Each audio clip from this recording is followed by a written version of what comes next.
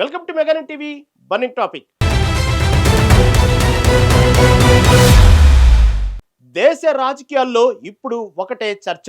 అడవికి సింహం అండ ఉంటే వేటగాడికి భయం ఉండదు అన్నట్టు కేంద్రంలో మోదీ సర్కారుకు కొండంత అండగా నిలిచిన ఏపీ సీఎం చంద్రబాబు నాయుడు ఇప్పుడు కమలనాథుల కోసం రణరంగంలోకి దూకుతున్నారు. అది కూడా ఎక్కడో తెలుసా? మమతా బెనర్జీకి పెట్టని కోటగా ఉన్న పశ్చిమ బెంగాల్లో ఢిల్లీ పీఠాన్ని నిలబెట్టిన మిత్రుడికి ఇప్పుడు బెంగాల్ బాధ్యతలు అప్పగించారా? దీది వ్యూహాలకు బాబు చెక్ పెట్టగలరా? అసలు బెంగాల్పై చంద్రబాబు ప్రభావం ఏంటి?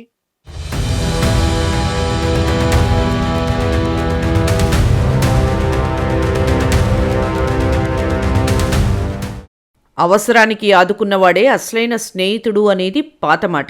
కానీ అవసరమైన బలమిచ్చి రాజ్యాన్ని నిలబెట్టిన వాడే నిజమైన భాగస్వామి అనేది నేటి రాజకీయ సత్యం. ప్రస్తుతం దేశ రాజకీయాల్లో టీడీపీ పోషిస్తున్న పాత్ర సరిగ్గా ఇదే. ఢిల్లీ కోటలో నరేంద్ర మోదీ మూడోసారి ప్రధానిగా పీఠం అధిష్ఠించారంటే దానికి పునాదిగా నిలిచింది చంద్రబాబు నాయుడు అందించిన ఎంపీల బలం. అందుకే ఇప్పుడు ఢిల్లీ పెద్దలు ఏపీ ముఖ్యమంత్రిని కేవలం ఒక మిత్రుడిలాగా కాకుండా ఒక బలమైన శక్తిగా చూస్తున్నారు.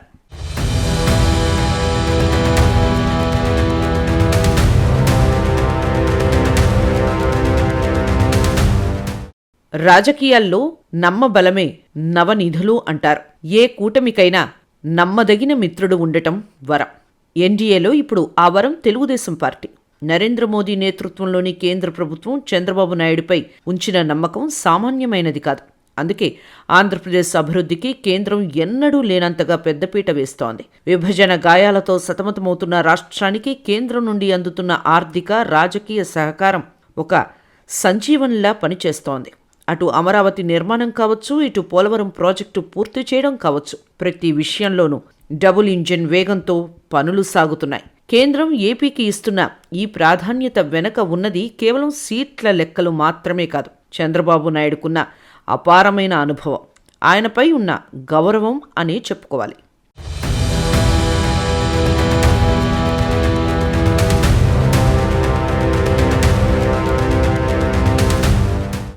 ఇక తాజాగా వినిపిస్తున్న ఒక ఆసక్తికరమైన వార్త రాజకీయ వర్గాల్లో ప్రకంపనలు సృష్టిస్తోంది.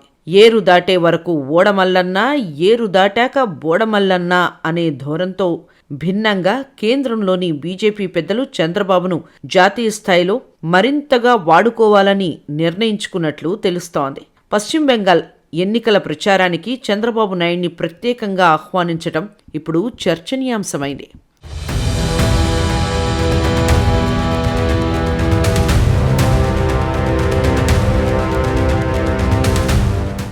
పశ్చిమ బెంగాల్లోని ప్రస్తుత రాజకీయ సమీకరణాలను గమనిస్తే అక్కడ గట్టి పోటీ నెలకొని ఉంది. ఇలాంటి కీలక సమయంలో చంద్రబాబు లాంటి సీనియర్ నేతను ప్రచారానికి పిలవడం అంటే ఆయన చరిష్మాను జాతీయ స్థాయిలో ఉపయోగించుకోవడమే. సుమారు 2 నుంచి 3 రోజుల పాటు ఆయన బెంగాల్లోని వివిధ నియోజకవర్గాల్లో పర్యటించి బీజేపీ అభ్యర్థుల తరపున ప్రచారం చేస్తారని సమాచారం.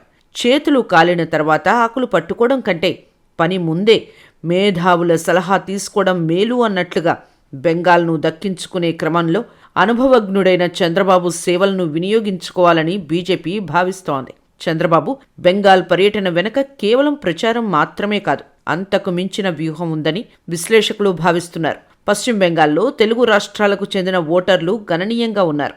ముఖ్యంగా పారిశ్రామిక ప్రాంతాల్లో ఆంధ్ర మూలాలున్నవారు ఎక్కువే. వారిని ఆకట్టుకోవడానికి చంద్రబాబు ఒక బ్రాండ్ అంబాసిడర్లా పనిచేస్తారు.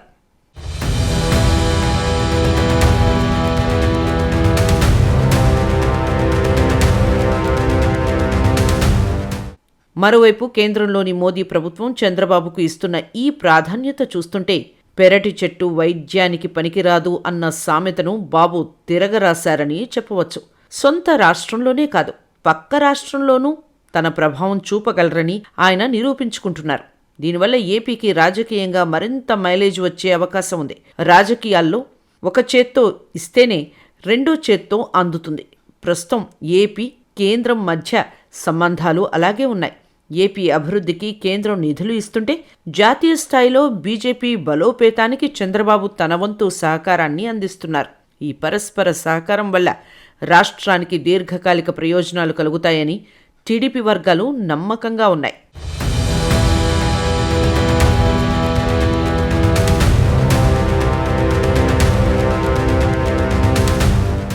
వేసవి తాపం కంటే ముందే దేశంలో రాజకీయ సెగలు మొదలయ్యాయి. అస్సాం, పశ్చిమ బెంగాల్, కేరళ, తమిళనాడు మరియు పుదుచ్చేరి రాష్ట్రాల్లో అసెంబ్లీ ఎన్నికల నిర్వహణకు కేంద్ర ఎన్నికల సంఘం అన్ని ఏర్పాట్లు పూర్తి చేసింది. నోటిఫికేషన్ వెలువడటంతోనే 5 రాష్ట్రాల్లో ఎన్నికల కోడ్ అమల్లోకి వచ్చింది. ఓటర్లను ప్రసన్నం చేసుకునేందుకు అభ్యర్థులు సిద్ధమవుతుండగా కట్టుదిట్టమైన భద్రత మధ్య ఎన్నికలు నిర్వహించేందుకు అధికారులు కసరత్తు చేస్తున్నారు. అయితే ఈసారి ఎన్నికల ఫలితాలు జాతీయ రాజకీయాలపై గట్టి ప్రభావం చూపే అవకాశం కనిపిస్తోంది. అస్సాం అధికారాన్ని నిలబెట్టుకునే పోరాటం. ముందుగా అస్సాం విషయానికి వస్తే ఈశాన్య రాష్ట్రాల్లో బీజేపీకి ఇది అత్యంత కీలకమైన రాష్ట్రం. ప్రస్తుతం అక్కడ కమలదళమే అధికారంలో ఉంది. అస్సాంలో తిరిగి జెండా పాతడం బీజేపీకి ప్రతిష్టాత్మకం. గత 5 ఏళ్లలో చేసిన అభివృద్ధి పనులను చూపిస్తూ ప్రజల ముందుకు వెళ్తోంది అధికార పార్టీ. అయితే స్థానిక అంశాలు, పౌరసత్వ సవరణ చట్టం వంటి అంశాలు అక్కడ చర్చనీయాంశంగా మారాయి. విపక్షాలు ఏకమై బీజేపీ దూకుడును అడ్డుకోవాలని చూస్తున్నాయి. కానీ అస్సాం గడ్డపై తన పట్టును కోల్పోకూడదని అమిత్ షా, నరేంద్ర మోదీ ద్వయం ఇప్పటికే అక్కడ ప్రచార పర్వాన్ని ముమ్మరం చేసింది.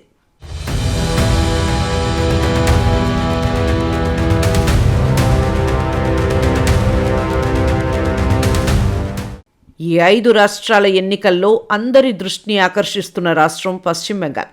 డీడీ కోటలో ఈసారి కాషాయ జెండా ఎగురుతుందా, లేక మమతా బెనర్జీ తన హ్యాట్రిక్ విజయాన్ని నమోదు చేస్తారా? ఇదే ఇప్పుడు దేశవ్యాప్తంగా సాగుతున్న చర్చ. పశ్చిమ బెంగాల్ ప్రస్తుతం దేశంలోనే అతిపెద్ద రాజకీయ పోరాట వేదిక. గత 10 ఏళ్లుగా తిరుగులేని శక్తిగా ఉన్న ముఖ్యమంత్రి మమతా బెనర్జీని ఈసారి ఎలాగైనా గద్దెదించాలని బీజేపీ పక్కా ప్లాన్తో ఉంది. లోక్సభ ఎన్నికల్లో సాధించిన ఫలితాలు బీజేపీలో కొత్త ఉత్సాహాన్ని నింపాయి. అందుకే కేంద్ర మంత్రుల నుంచి అగ్రనేతల వరకు అందరూ బెంగాల్ పైనే దృష్టి పెట్టారు. అయితే బెంగాల్ ప్రజల నాడి పట్టుకోవడం అంత సులభం కాదు. బెంగాల్ కూతురు అనే సెంటిమెంట్ను మమత బలంగా వాడుతుండగా పరివర్తన కావాలని బీజేపీ నినదిస్తోంది. నిజానికి బీజేపీకి పశ్చిమ బెంగాల్ గెలవడం అంత ఈజీ కాదు. అక్కడ మమతా బెనర్జీకి ఉన్న మాస్ ఇమేజ్, తృణమూల్ కాంగ్రెస్ బలమైన క్యాడర్ ఒక పెద్ద సవాల్. అందుకే ఇక్కడ గెలుపు కోసం బీజేపీ తన సర్వశక్తులను వడ్డిస్తోంది.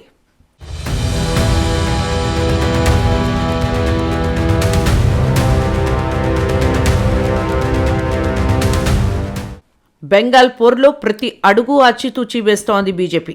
తృణమూల్ కాంగ్రెస్లోని అసంతృప్త నేతలను చేర్చుకోవడం దగ్గర నుంచి క్షేత్రస్థాయిలో బూత్ లెవెల్ కార్యకర్తలను సమాయత్తం చేయడం వరకు అన్నీ పక్కా ప్లాన్ ప్రకారం జరుగుతున్నాయి. హిందుత్వ ఓట్లతో పాటు గ్రామీణ ప్రాంతాల్లోని ఓటర్లను ఆకట్టుకునేందుకు వరుస బహిరంగ సభలు నిర్వహిస్తోంది.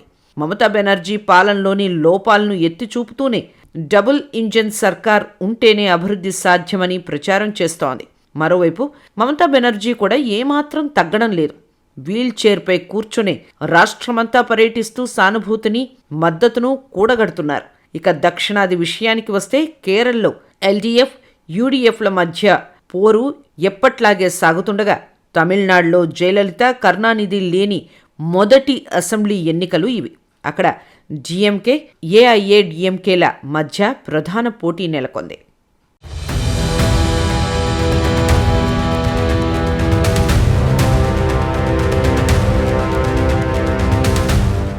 తమిళనాడులో ఈసారి ఫలితాలు ఎలా ఉండబోతున్నాయన్నది ఆసక్తికరంగా మారింది.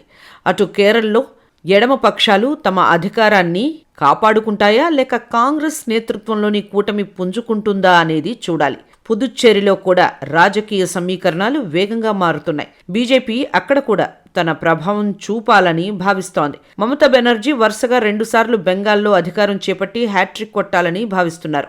కాంగ్రెస్ పార్టీని ఎదిరించి సొంతగా పార్టీని ఏర్పాటు చేశారు మమతా బెనర్జీ. వామపక్షాలను కూకటి వేళ్లతో పెకిలించి తన ప్రభుత్వాన్ని ఏర్పాటు చేసుకున్నారు. అయితే దేశంలో వరుసగా 3 సార్లు అధికారం చేపట్టిన బీజేపీ బెంగాల్లో జెండా పాతాలని చూస్తోంది. కానీ మమతా బెనర్జీ బలం ముందు, వ్యూహాల ముందు నిలబడలేకపోతోంది. అయితే ఈసారి మాత్రం ఎలాగైనా విజయం సాధించేందుకు చాలా రకాల వ్యూహాలు పన్నుతోంది. ఏ చిన్న అవకాశం వచ్చినా జార విడుచుకునేందుకు ఇష్టపడడం లేదు.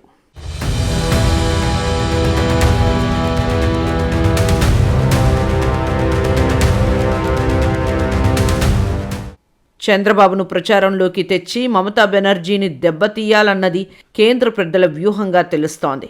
గతంలో చంద్రబాబుకు రాజకీయంగా అత్యంత సన్నిహితురాలుగా ఉండేవారు మమతా బెనర్జీ. గతంలో చంద్రబాబు ఆమెకు మద్దతుగా ప్రచారం కూడా చేశారు. అయితే మారిన రాజకీయ పరిస్థితుల నేపథ్యంలో బీజేపీకి మమతా బెనర్జీ వ్యతిరేకమయ్యారు, చంద్రబాబు దగ్గరయ్యారు.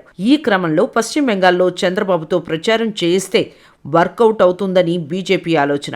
మరోవైపు బెంగాల్లో తెలుగు ప్రజలు అధికంగా నివసిస్తున్నారు. వారు చంద్రబాబు నాయకత్వంపై సానుకూలంగా ఉంటారు. అందుకే చంద్రబాబును ప్రచారం చేయించడం ద్వారా బీజేపీ వీలైనంత ఎక్కువ సీట్లు పొందేందుకు వ్యూహరచన చేస్తున్నట్లు తెలుస్తోంది. ఇప్పటికే చంద్రబాబుకు ఆహ్వానం అందిందని, ఆయన ఓ 3 రోజుల పాటు పశ్చిమ బెంగాల్లో ప్రచారం చేయడం ఖాయమని సమాచారం. చూడాలి మరి ఏం జరుగుతుందో.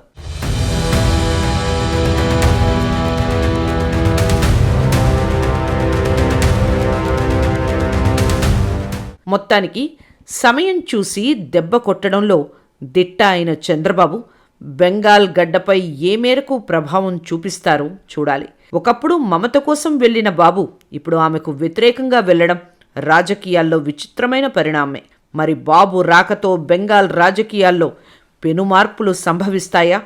దీదీ కోట బద్దలవుతుందా? Let's wait and see.